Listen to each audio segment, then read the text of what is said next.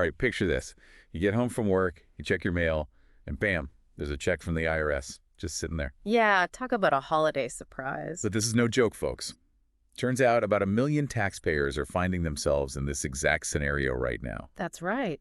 So today we are diving deep into a little something the IRS is sending out.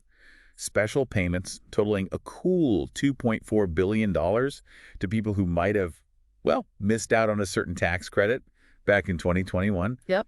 And trust me on this, even if you're sitting there thinking, nah, I got all my stimulus payments, stick around. Yeah. Because you just might want to double check things, especially if you filed those 2021 taxes without claiming a little something called the Recovery Rebate Credit. That's the key right there, the Recovery Rebate Credit. You see, what's happening is that a lot of people might not even realize they qualify for this money because they might have, maybe made a little slip up on their taxes. A slip up. Yeah. Okay, now you've really got my attention. Tell me more.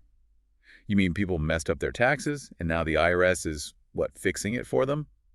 Sending them money? Bingo. Yeah. That's exactly it. See, it seems that a good number of folks, maybe rushing through those tax forms, you know how it is, or maybe just a little confused, they accidentally left the field for this credit blank.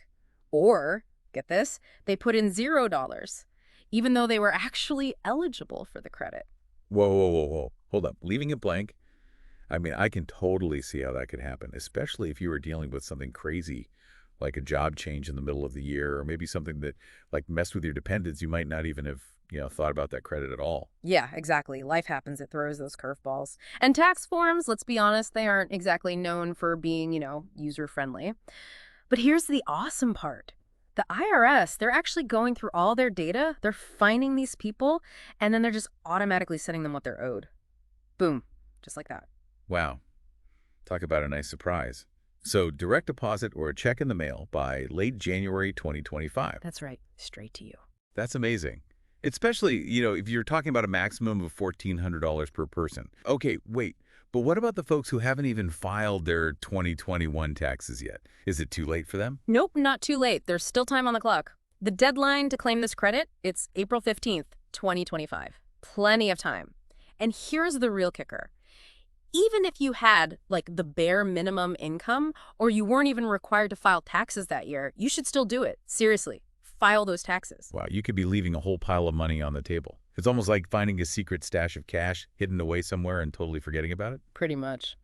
This whole thing really makes you wonder, how many people are missing out on important benefits simply because the system is just, well, way too complicated. You're right. That's a really good point. It really highlights how we need to, figure out a way to make the whole tax system a lot easier for people to use.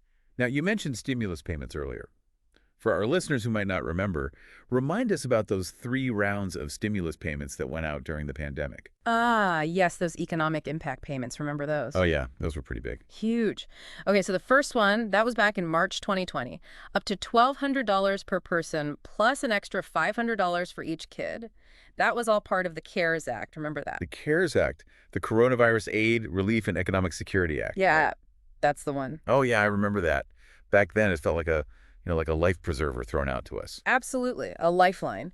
Then, just a few months later, December 2020 rolled around, and boom, the Consolidated Appropriations Act comes along, bringing with it another round of payments. Okay, so what was that, like $600 or something? Right on the money, $600 per person and another $600 per child, just in time for the holidays. Wow.